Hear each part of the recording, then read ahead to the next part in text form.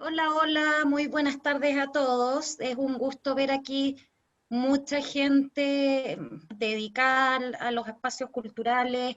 Estoy viendo por ahí a Francisco Bruñoli, director del MAC.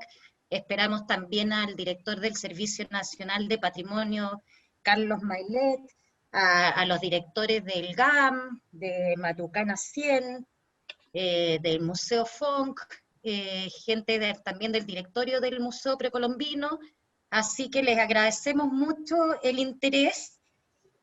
Eh, bueno, tenemos hoy día a un invitado muy relevante para nosotros. Él es arqueólogo, abogado, una persona que ha hecho muchas cosas por la cultura en Chile, que también se ha comprometido bastante con los pueblos indígenas, es un gran conocedor del pueblo mapuche.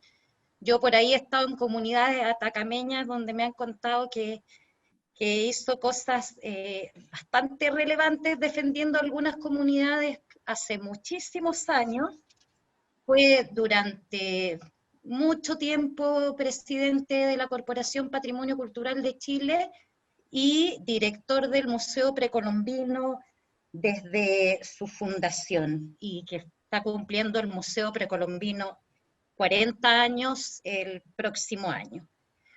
Y lo que nos convoca acá es el tema de la importancia y lo esencial que son los museos y por qué tenemos que defenderlos y en el fondo, ¿por qué salvar los museos? Dijimos, ¿no es cierto? Porque realmente eh, la, lo difícil que resulta sostener los museos en este contexto se vuelve muchísimo más complicado, y si bien desde hace mucho tiempo había un replanteamiento sobre los museos, de que no sean solamente, ¿no es cierto?, depósitos o lugares donde las cosas se patrimonializan, de algún modo se fosilizan.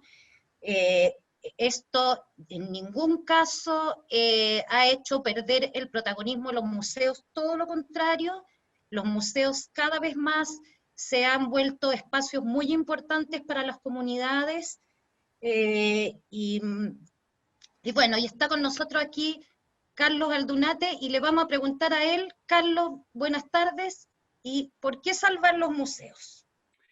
Buenas tardes a todos y muchas gracias por estar aquí con nosotros y por participar de este foro, diría yo, en que, no sé, les agradezco mucho, verdaderamente. A ver, Rosario, tú me preguntas por qué salvar a los museos.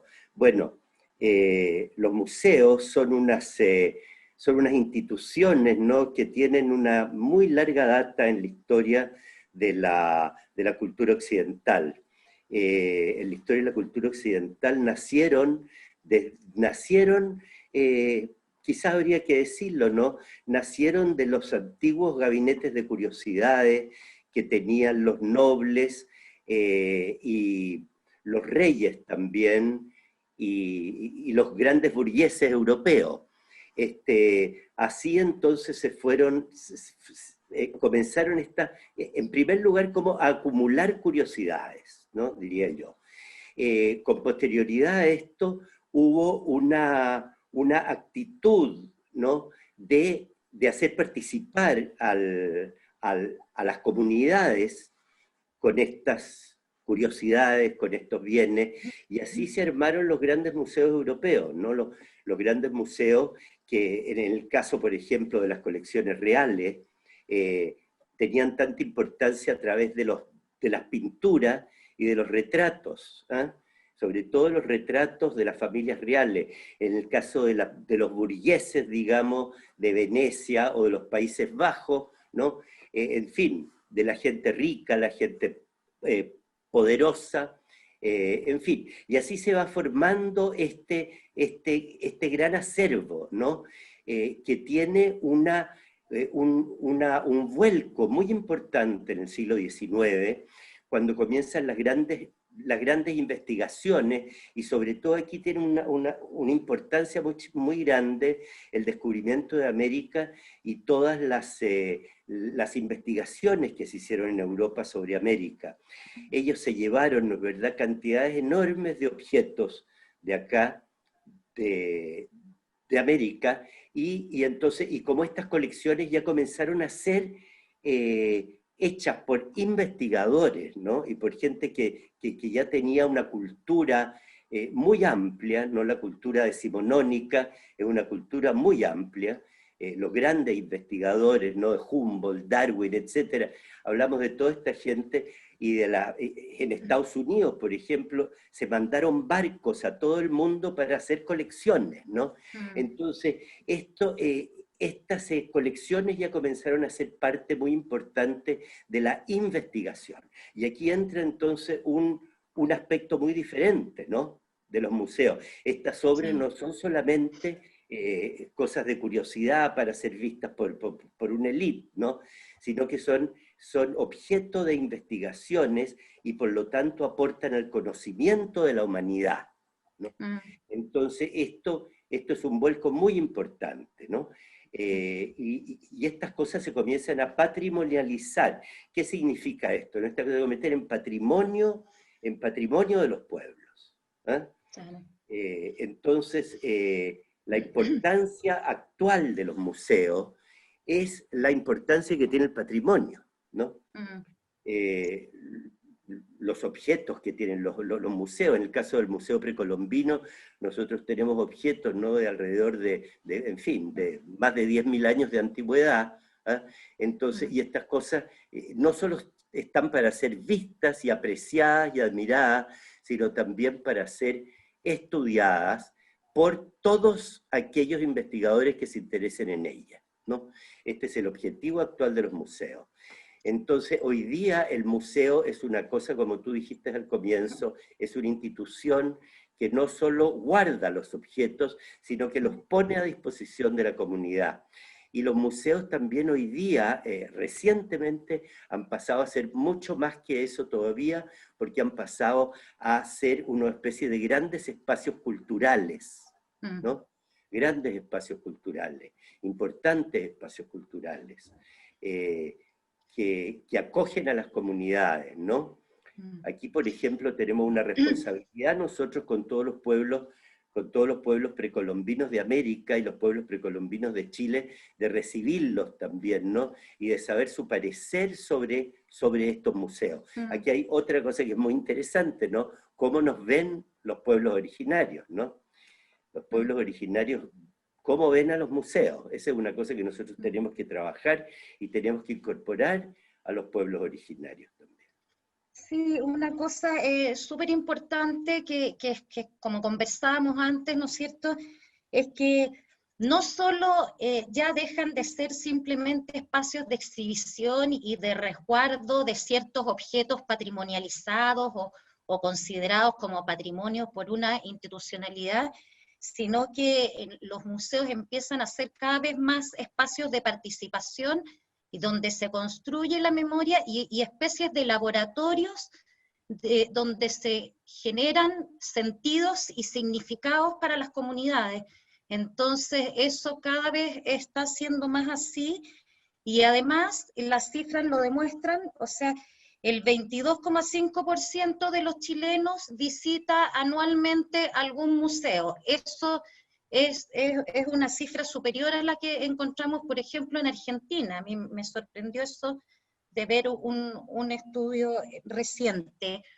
Y estamos en el fondo afirmando todo esto porque queremos justamente demostrar que el sostenimiento de los museos, tanto públicos como privados, es un deber del Estado primordial. Pero antes de entrar de lleno en este punto, Carlos, quiero un poco, muy brevemente, porque quizás hay gente que no lo conozca, y ya que tú hablaste de este gabinete de curiosidades, que es muy bonito además el nombre, ¿no? Como el museo, como un espacio donde se despierta justamente la curiosidad por el conocimiento y por la belleza. esto nos conecta muy directamente con con la filantropía privada, ¿no? Entonces, volver un poquito al alma de esto, tú llevas, como decíamos, 40 años a cargo del museo, de cómo parte esto y de tu vínculo personal con Sergio Larraín García Moreno. Sí, esto parte, como tú dices, con una colección extraordinaria que hizo don Sergio Larraín a lo largo de toda su vida. Don Sergio Larraín viajó mucho, digamos, estudió en Europa y viajó de vuelta de muchos años en Europa, dio una vuelta por toda América, para conocer América, que él no conocía absolutamente nada de América, y ahí él se maravilló, ¿no? Con estas, digamos, con el arte precolombino, y comenzó ya muy temprano en su vida, diría cuando tenía alrededor de 20 años, él comenzó a coleccionar, y bueno, y los coleccionistas son todos bastante locos, diría yo, y don Sergio lo era, en el sentido Obsesivos. de ser una cosa como compulsiva casi, ¿no? Entonces, y así él atesoró, digamos, estaban en su casa todas estas piezas extraordinarias, mucho más de 1000 piezas, ¿no? Que al final terminaron en el museo. Esto ocurre mucho que los coleccionistas privados, digamos, quieren un poco, ¿no?, legar esto, porque encuentran que ellos han hecho durante toda su vida no se puede perder, ¿no?, ¿verdad?, cuando ellos desaparezcan. ¿Ah? Que lo lógico sería que estas cosas se dividieran entre sus herederos, ¿no es verdad?, etcétera, etcétera. Y en el fondo desapareciera la unidad de este interés del coleccionista. Y entonces por eso don Sergio fundó este Museo de Arte Precolombino. Y con esto él quería darle un énfasis artístico a esto, ¿no es verdad? Él encontraba que el arte era lo que movía el corazón de la gente, ¿no? La belleza es lo que mueve el corazón de la ¿Soy gente. yo? Entonces, una puerta de entrada hacia este mundo desconocido, el mundo precolombino, debía ser a través de la belleza, ¿no? Porque la belleza, vuelvo a decir, es lo que le pega al corazón, ¿no? Es la mejor entrada que puede tener al conocimiento. Eso fue. Sí, quería mostrar esta sala porque, bueno, justamente esta iniciativa que parte como algo privado, ¿no es cierto?, que después la Municipalidad de Santiago entrega este edificio de la antigua aduana, o sea, son varias cosas que confluyen, y hace muy poco tiempo el museo aumenta su superficie en un 50% con la creación de esta sala de Chile. Entonces es una iniciativa privada que se ha ido abriendo cada vez más a través de las visitas guiadas, de su función educativa, y que cumple una función primordial en poner en valor y difundir la diversidad de nuestra matriz cultural con la colaboración de todas nuestras culturas originarias. Y bueno, un poco cuando como estábamos diciendo anteriormente, y que era lo que conversábamos, en el fondo, esta iniciativa privada viene a cumplir una función que es consustancial del Estado, ¿no es cierto? Como decías tú, en el Estado los museos, los centros culturales son llamadas instituciones colaboradoras, ¿no es cierto?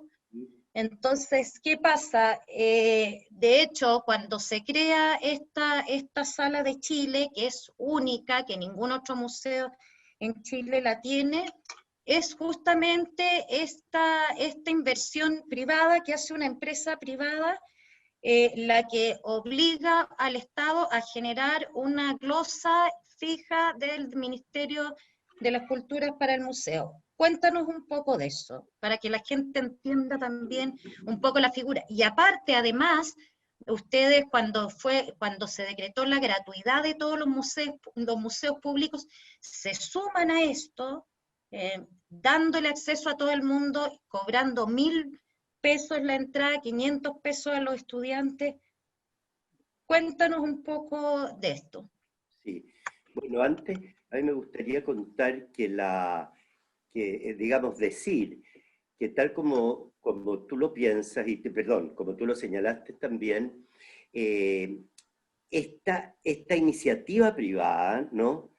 Y el museo como institución privada, pero la verdad es que estas instituciones van mucho más allá de lo privado, porque el patrimonio del museo no es un patrimonio privado.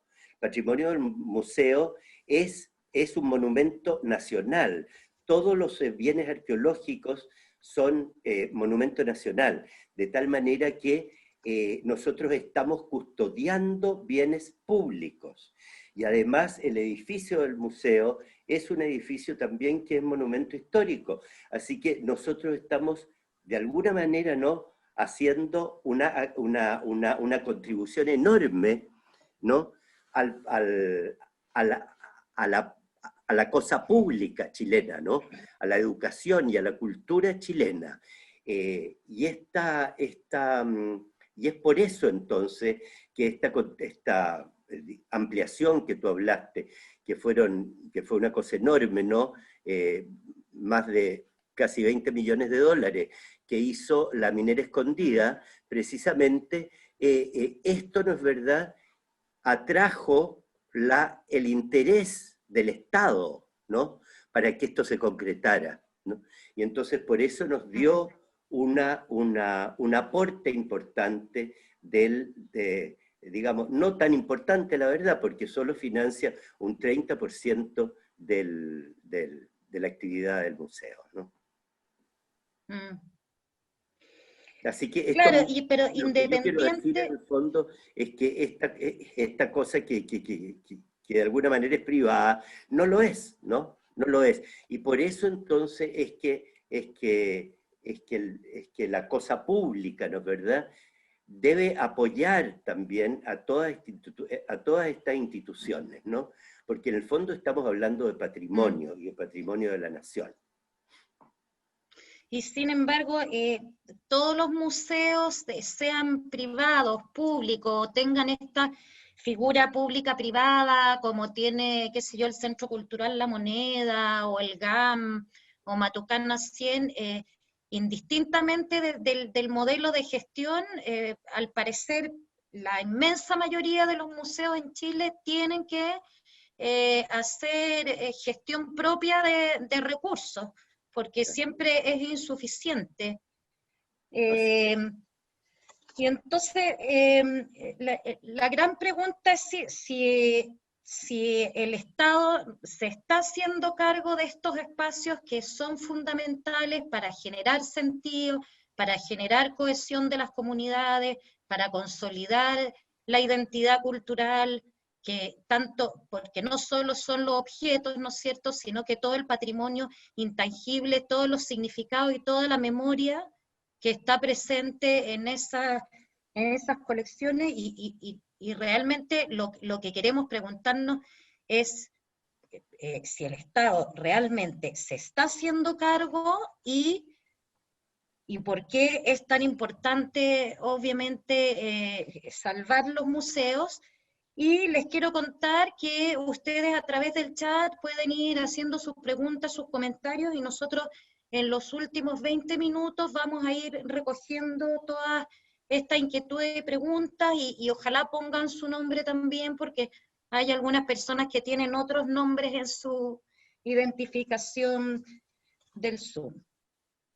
Bueno, Carlos, a propósito de estos recortes, ahora se está anunciando nuevamente un recorte presupuestario para el Ministerio de las Culturas el próximo año. Hace 2 años tú estuviste peleando ese recorte del 30%, ¿no es cierto?, que al final se fue rescindida, digamos, esa medida. Lograron que no se redujera ese presupuesto, pero ahora está permanentemente, ¿no es cierto?, esa amenaza, esa precariedad laboral también para los trabajadores de la cultura, que ha generado mucha polémica últimamente y sobre todo en este contexto de pandemia. Y a raíz de esto, muchos espacios, ¿no es cierto?, se unieron, que entre ellos está el Precolombino, Matucana 100, el GAM, el Centro Cultural La Moneda, Balmaceda 1215, la Fundación Teatro Amil, el Parque Cultural Ex Cárcel de Valparaíso, el Teatro El Biobío, el Teatro Municipal, conformando lo que hoy día se llama el G10, que uno lo googlea y encuentra casi nada, Carlos. Cuéntanos un poco en qué consiste el G10, cuáles han sido sus logros, cuáles son sus desafíos y el rol que han cumplido también los parlamentarios de las comisiones de cultura.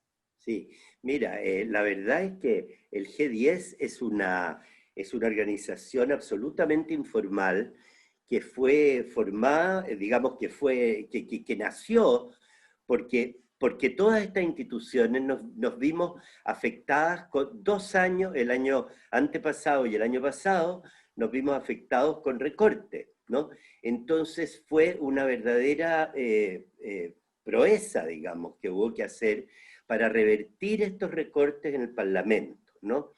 Entonces, ahora, afortunadamente, en el Parlamento hay un movimiento de los parlamentarios, tanto en el Senado cuanto en la Cámara de Diputados, y diría tanto del oficialismo cuanto de la oposición, para aumentar los fondos de cultura. Y en el fondo ahí está el kit del problema de Chile, ¿no? El problema de la cultura de Chile.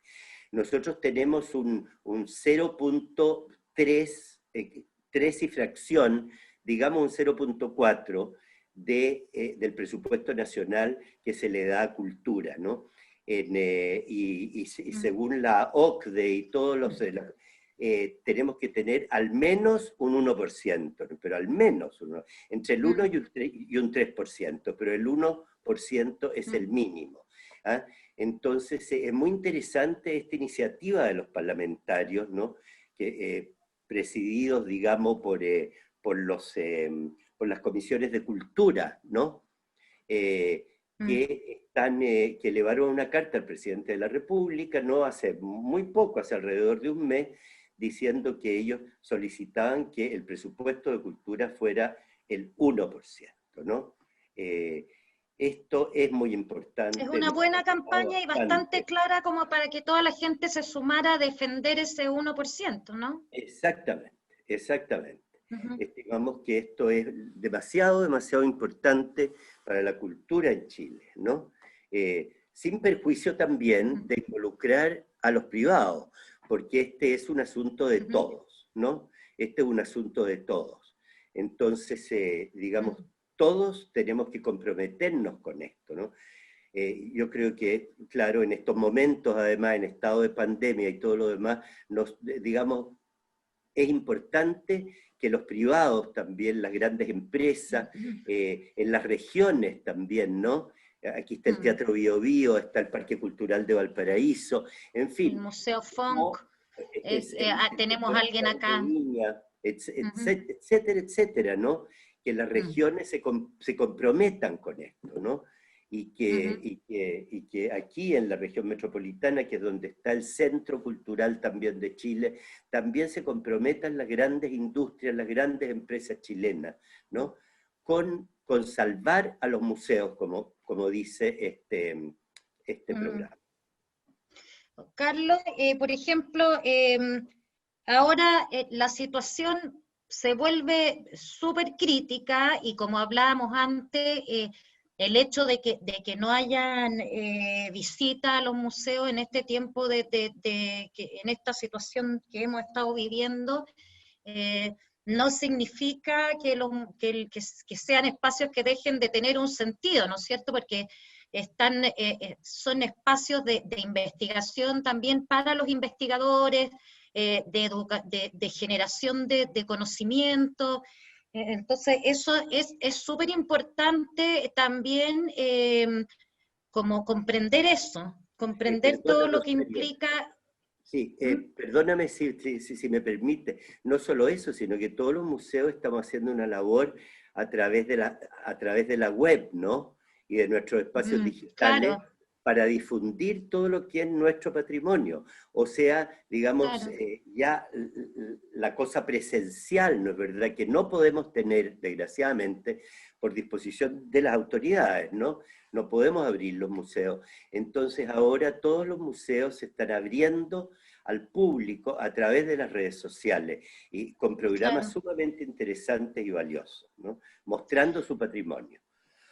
Claro, y que era algo que venía justamente en este replanteamiento de los museos hace muchos años, de hecho las itinerancias, las distintas formas de llegar a los públicos que están más alejados, de ampliar ese acceso, y no solamente a las élites o a la gente que tiene el hábito de consumo cultural, ¿no es cierto? Entonces hay un continuo en ese sentido, justamente. Entonces, ahora actualmente, de todas maneras, el tema es súper complejo en cuanto a la sostenibilidad, porque entiendo que el 60% del financiamiento del museo proviene aproximadamente, como dijiste tú, un 32% de la glosa presupuestaria del Ministerio de la Cultura, otro cerca del 30% de la municipalidad y un 40% de los tickets, o sea, sin público y sobre todo sin turistas, que son los que pagan, porque esta otra entrada popular para los chilenos, ¿no es cierto?, de 1.000, de 500 pesos para los estudiantes. ¿Cómo impacta todo eso? ¿Cómo lo han hecho ustedes? Como tú mismo dices, se sigue trabajando, generando contenidos, ustedes siguen manteniendo obviamente a su gente. Cuenta un poco para que la gente también entienda lo que pasa adentro de la casa, ¿no? Sí, adentro de la casa es una cosa, digamos, estamos en un momento muy, muy, muy difícil, porque tal como lo dices tú, Rosario, nosotros tenemos que financiar un 40% de los gastos ordinarios nuestros con fondos propios, que son Mm, básicamente el corte de entrada y justamente aquí en el corte de entrada digamos, los chilenos, como tú dijiste también, pagan solamente 1.000 pesos. Así que son los extranjeros los que sostenían al museo. Y realmente, como piensan incluso las autoridades de turismo, esto no se va a recuperar, por lo menos en unos 2 años más, no se va a recuperar el turismo, ¿no? En 2 años más después que llegue la vacuna, ¿no? Y que nos vacunemos todos. Así mm, que vamos a estar con este tremendo hoyo, por así decirlo, ¿no? De un mm, 40% de todos los gastos ordinarios del museo que no vamos a poder financiar sin ayuda, ¿no? mm, Para esto entonces tenemos que hacer todo lo que esté de nuestra parte, ¿no? Golpear las puertas del Parlamento, golpear las puertas de las instituciones públicas y de las instituciones privadas para tratar de subsistir, ¿no? Este año lo hemos podido hacer gracias a donaciones que hemos recibido nosotros de Minera Escondida y de la Fundación Olivo, ¿eh? Que mm, nos han apuntalado para pasar este año, ¿no? Pero lo grave se nos presenta para el próximo año. El mm. 2021 es un momento para nosotros muy, muy grave y creo que para todos los museos que no son públicos de Chile, ¿no? Que no son del Estado, va a ser un problema muy, muy serio. Mm. Y te quería preguntar un poco, aparte de este lobby, ¿no es cierto?, que ha sido muy central y que tú también me comentabas de que los parlamentarios incluso se estaban bastante enojados porque dicen nosotros vamos a pelear en el fondo a Hacienda la plata para el Ministerio de la Cultura y a veces desde el mismo Ministerio de la Cultura no se defienden esas platas para un rubro que debe ser considerado como algo esencial. Acá el mismo Pepe Berenguer, curador del precolombino, comenta por aquí, dice, mira, se están abriendo malls, se están abriendo cafés y qué pasa con los museos, digamos, con estos espacios Uh -huh. eh, dos cosas. Vamos a ir un poquito después a ver cómo proyectamos o qué están pensando respecto de la reapertura, pero antes quisiera saber,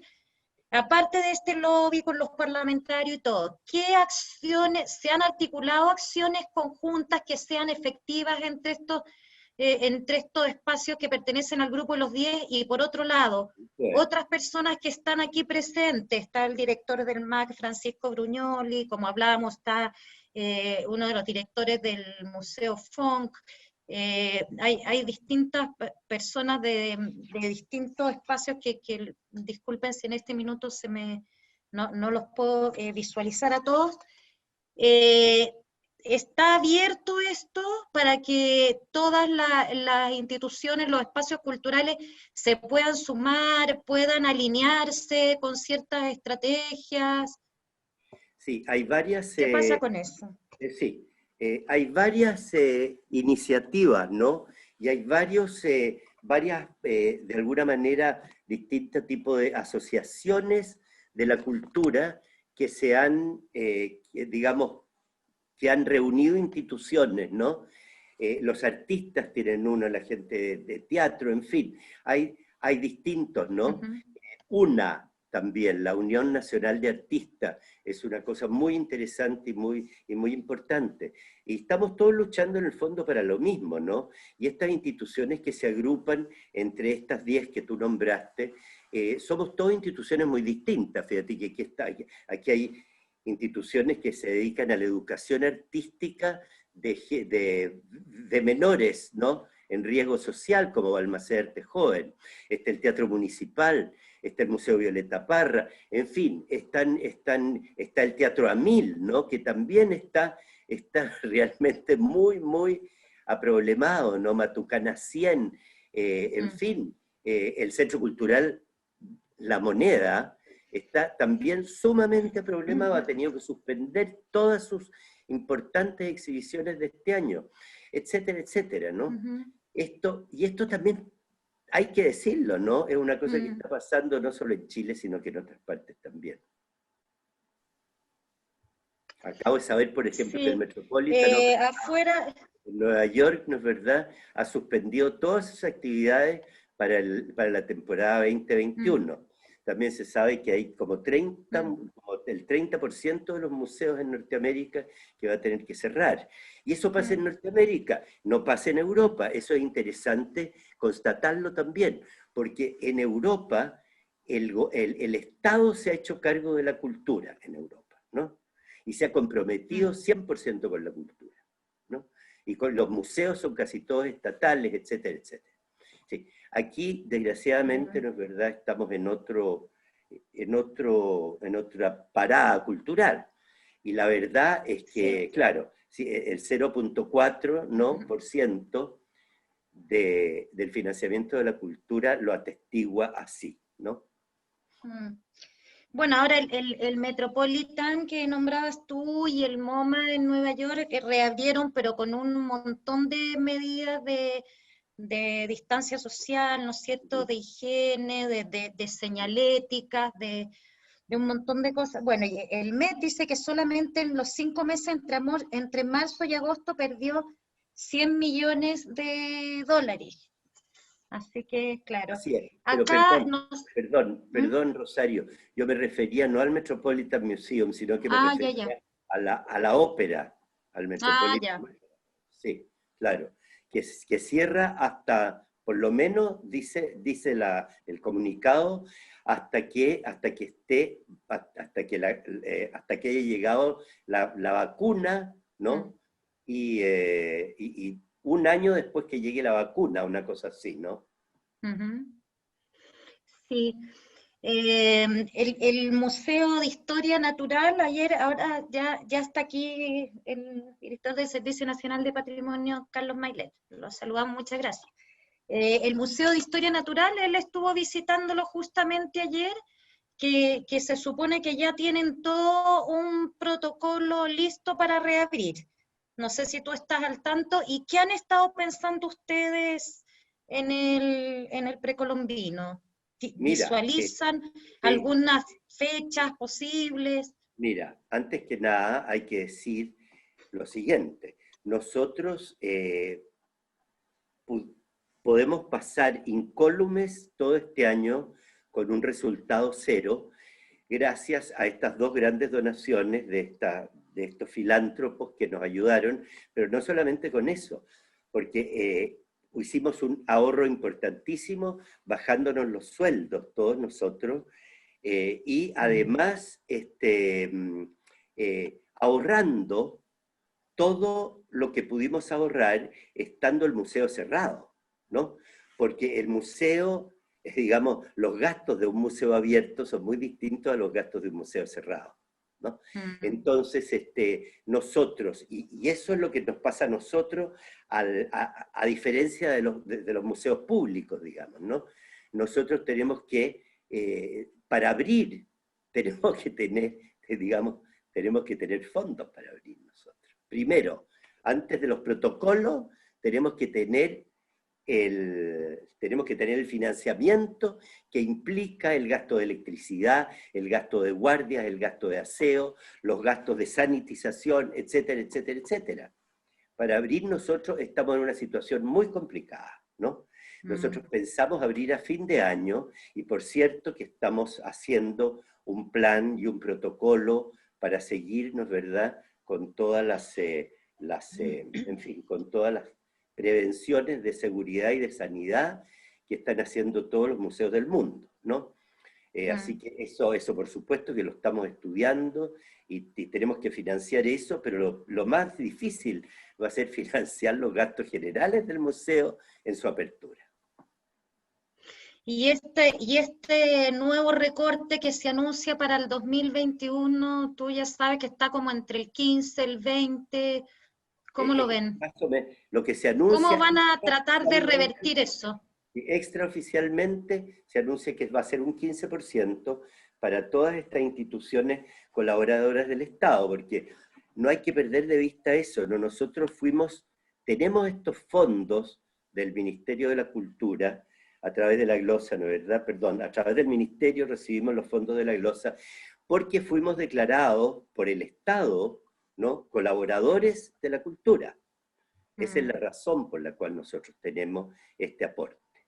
Entonces, para nosotros eso es muy importante, ¿no es verdad?, que se reconozca realmente, ¿no?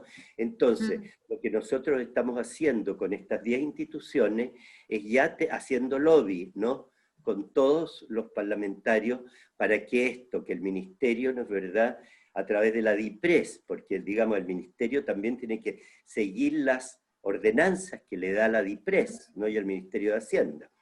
Entonces, así como revertimos, ¿no es verdad?, hace 2 años y el año pasado también los recortes, vamos a ver si este año también podemos revertir los recortes a través de este lobby del Parlamento.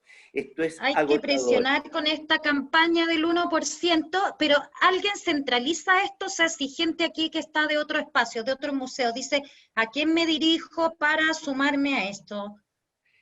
Bueno, esto lo está dirigiendo el Parlamento hasta el momento. Y yo creo que muy luego... En las comisiones del Parlamento. Claro, las comisiones culturales del Parlamento.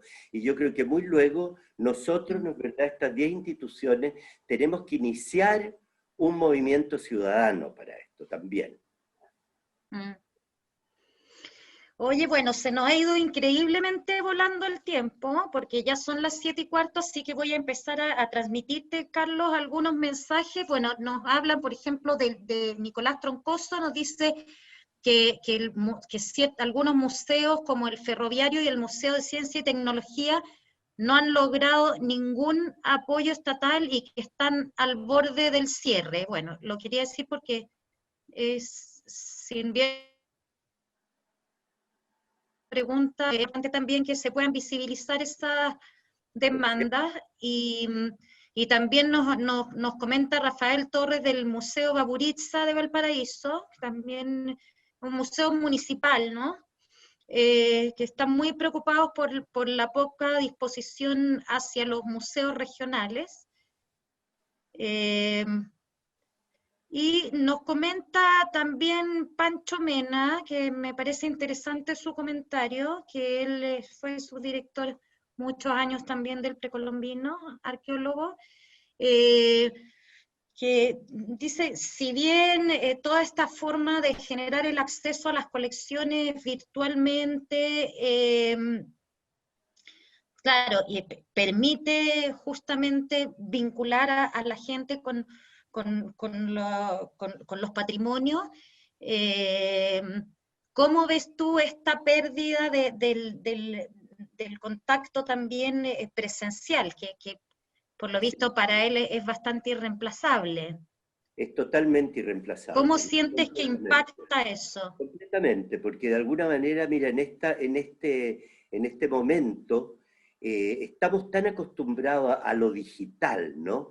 Ya lo digital son imágenes, imágenes que nos pasan, y ya, francamente, casi las cosas digitales han como perdido importancia, ¿no? A través de esta sobredosis de digitalización que estamos teniendo. Entonces, nada, bueno, ya lo decía nuestro fundador, ¿no? Don Sergio, nada puede reemplazar el mirar, ¿no? Y contemplar cara a cara, ¿no es verdad?, a una pieza precolombina, una pieza de arte, y no solamente las precolombinas, sino que las contemporáneas y las del Museo de Bellas Artes, etcétera, etcétera, ¿no? O las cosas de los museos ferroviarios, como decían, etcétera, de todos los museos de Chile, ¿no? Es muy distinta la relación que se arma entre la persona que mira estas cosas, ¿no? Que mira una cosa, por ejemplo, como te decía antes, ¿no es verdad?, que tiene 8.000 años de antigüedad, ¿no es verdad?, y es una pieza maravillosa, etcétera, etcétera. Entonces, es una impresión totalmente distinta, ¿no? La digitalización ha sido fantástica porque ha hecho que podamos mostrar nuestras colecciones, ¿no? Al público que se interesa y a los investigadores, etcétera, etcétera. Pero nada puede reemplazar la presencialidad.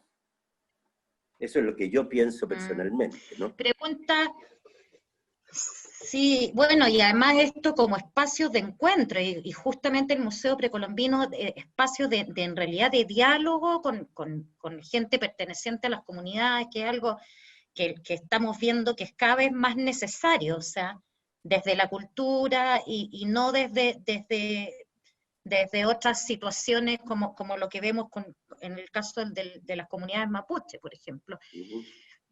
Pregunta Patricio Gross, un dato duro, ¿a cuántas piezas asciende actualmente la colección del Museo Precolombino? Son alrededor de 10.200 piezas más o menos las que tenemos. Más o menos, no sé exactamente la cifra, ¿no? Pero eso es más o menos nuestra colección. Pero a eso hay que agregar cosas muy importantes, ¿no? Como todo el archivo patrimonial inmaterial que nosotros tenemos, ¿no? Es un archivo audiovisual nos estaba contando el que lo dirige, que es Claudio Mercado, que son, en fin, más de 10.000 horas de grabaciones, ¿no? Y de sonidos también, ¿no? De todos los pueblos precolombinos y los pueblos actuales, originarios de toda América y especialmente de Chile, ¿no? Tenemos nosotros grabaciones de hace 80, 90 años, ¿no? De los atacameños, en fin, de todos los pueblos originarios, que son cosas irreemplazables, ¿no? Que son cosas extraordinarias. Está también Carlos Cardón acá, también con su museo arqueológico privado. Los saludamos, muchas gracias. Y Francisco Ditborn, que quiere comunicar a través del chat una buena noticia, que dice, el Museo Taller se va a cambiar a una casa de 600 metros en el barrio Yungay. Estamos remodelando completo ahora. Una iniciativa privada también. Extraordinario, ese museo es precioso. También en representación del alcalde quiso mandar a una persona en representación que es Pablo Rivadeneira, y él comenta que el Teatro Municipal también, con un gran esfuerzo de reducción de sueldo, está igual generando una deuda de 2.000 millones, dice, producto de la pandemia. y que sus proyecciones para el 2021 es abrir con un aforo del 35% para poder mantener la distancia social en butacas, me imagino. Claro, esos aforos son difíciles, ¿no? Porque significa menor entrada, ¿no? Un aforo de un 30% significa que hay un 60, 70%, ¿no? De gastos que no se van a financiar. Esa es la realidad. Bueno, no sé si querrá hacer alguna intervención Carlos Mailet o lo pillamos muy de sorpresa, porque sería interesante también saber desde el Servicio Nacional de Patrimonio cómo ven esta reducción, y que si él quisiera decir algo.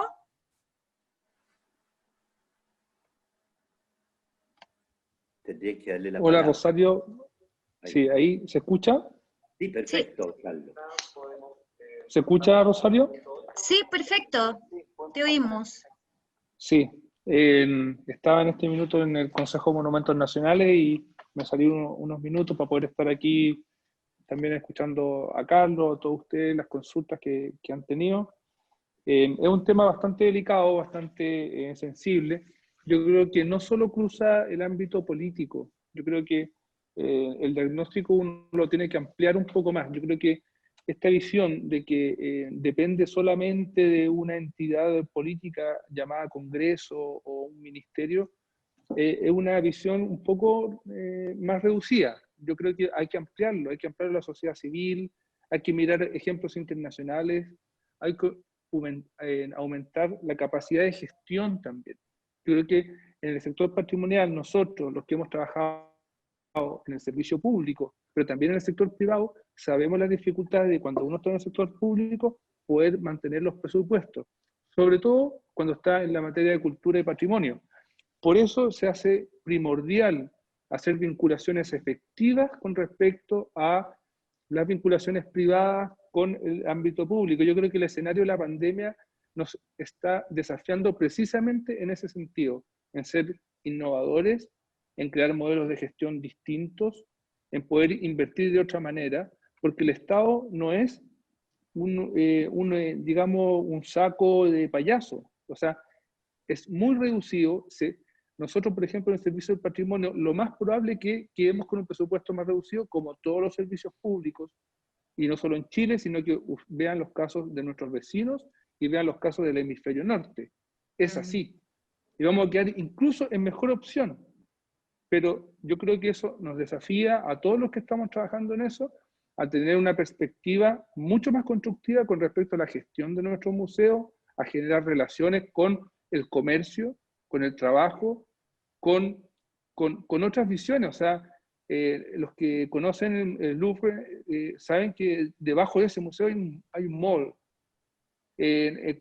O sea, que tenemos que buscar nuevos mecanismos que apoyen la cultura y el patrimonio y tal vez no centrarnos solamente en una visión que yo respeto mucho, yo estudié filosofía intelectual, sino que también el Estado precisamente tiene una visión y va a pasar en los siguientes años y muchos más en que va a tener que salvar a personas cesantes, pobres, con atención sanitaria.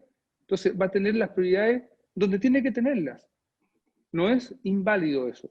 Entonces nosotros tenemos que buscar nuevos mecanismos en donde uno pueda atraer privados, crear modelos de concesiones, ser creativos, traer innovadores, crear economías naranjas y provocar en nuestra audiencia también otros públicos. Yo creo que también esa es una capacidad de traer otras personas a nuestros espacios. Porque a veces nosotros, todos los que nos conocemos en este aspecto, vamos rotando, pero tal vez hay que invitar a gente que no se ha acercado al patrimonio, no se conocen los museos, no han entrado a una biblioteca pública, y esos son los que yo creo que en los próximos años es el desafío primordial. Esos, no sé si van a traer recursos, pero van a traer audiencias que son los que traen los recursos que sostienen y hacen sostenible una de estas instituciones. Muchas gracias. Muchas gracias, Sí, Carlos. Carlos, igual... Yo solamente te quería contar, Tocayo, que, claro, como tú llegaste un poco tarde, no es verdad, no lo oíste, pero yo dije algo exactamente igual a lo que tú estás diciendo, ¿no? Esto es una cosa no solamente del Estado, sino que es una cosa de toda la sociedad. Y es una cosa, y tenemos que pedir la responsabilidad también de las empresas, en fin, de las instituciones privadas. Muy importante. ¿Sí? Acá en esa misma línea comenta Eduardo Troncoso, que dice tenemos que sumar y agradecer las donaciones privadas en lugar de demonizar a los empresarios, trabajar en red, pero también yo creo y siento y he escuchado de muchas personas que hay algo que es... que hay una cierta falta de lógica en el tema del apoyo a los espacios culturales. O sea, hay muchas figuras distintas, digamos, hay museos estatales que en el fondo tienen una gestión a veces más lenta, pero un financiamiento asegurado.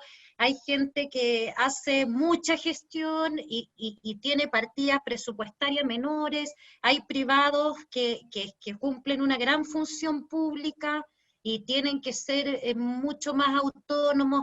Entonces, no debiera haber una política que en vez de basarse tanto en el modelo de gestión o en la figura pública-privada, fuera coherente con el impacto que tiene el museo en las comunidades, etcétera, con una evaluación más del impacto cultural de los museos.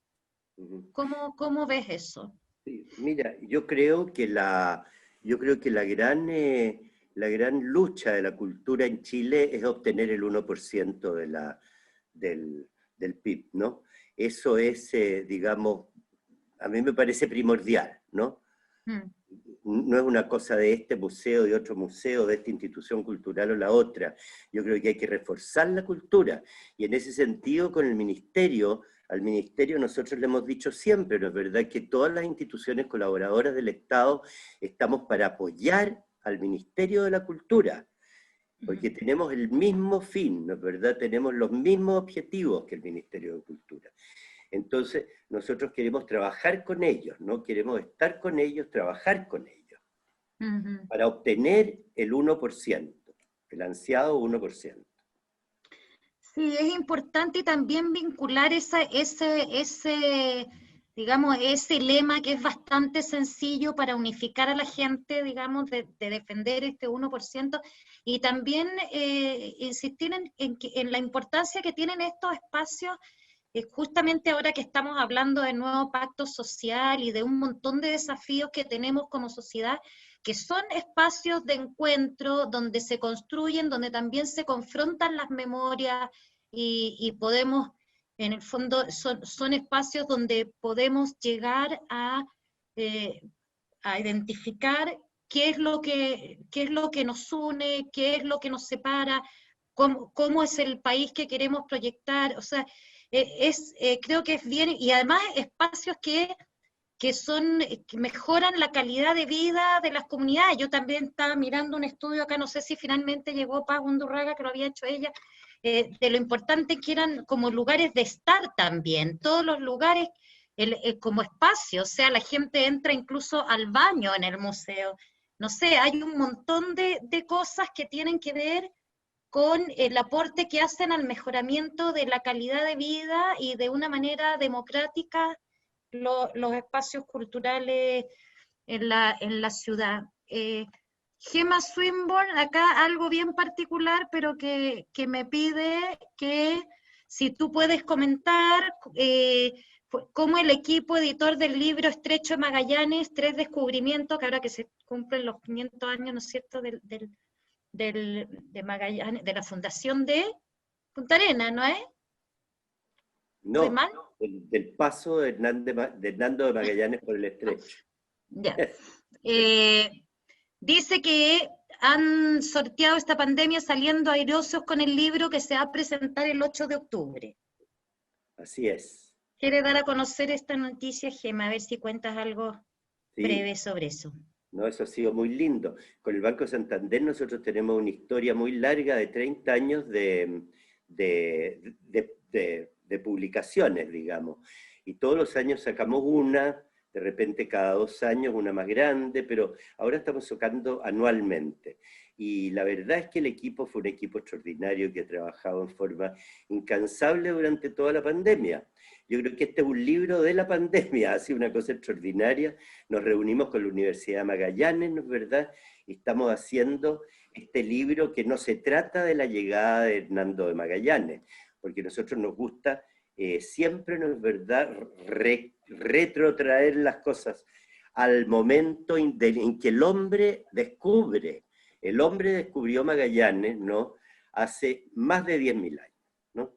Entonces, hicimos un libro acerca del primer descubrimiento de Magallanes, ¿no es verdad?, de la región de Magallanes, por los pueblos originarios, del segundo descubrimiento por Hernando de Magallanes, y ahora es el descubrimiento de la ciencia, porque Magallanes hoy día es un polo científico de todo el mundo del cambio climático.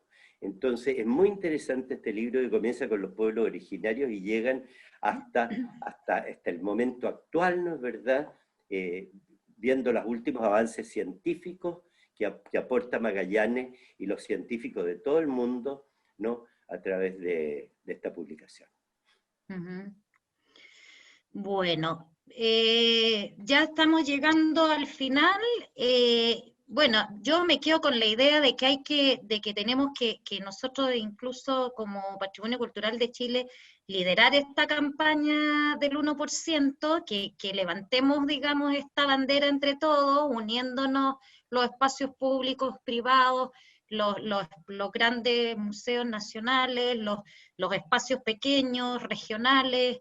Creo que es una, como te digo, una campaña bastante sencilla y clara, y que justamente nos permita centrarnos en un espíritu de colaboración. Es un honor haber contado, se me pasó volando el tiempo. Es un honor para nosotros haber contado con la presencia de tanta gente destacada aquí. Estoy viendo a Francisco Bruñoli, no los puedo ver a todos, veo a Óscar Acuña, directores de la corporación también, a nuestro director ejecutivo Roberto Fuenzalida, don Carlos Cardún. Es un honor para nosotros haber contado con la presencia de ustedes hoy día, y esperamos que podamos seguir dialogando en torno a estos temas, y que nos vayan contando también en nuestras redes sociales del Patrimonio Cultural de Chile, nos vayan contando también cómo avanzan las situaciones en los distintos espacios en los que ustedes están involucrados, comprometidos. Así que muy buenas tardes a todos. Muchas gracias, Carlos.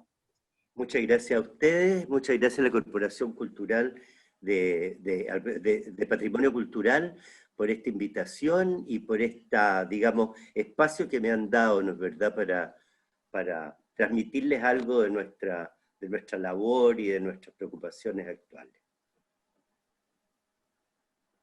Vale, gracias. Buenas noches.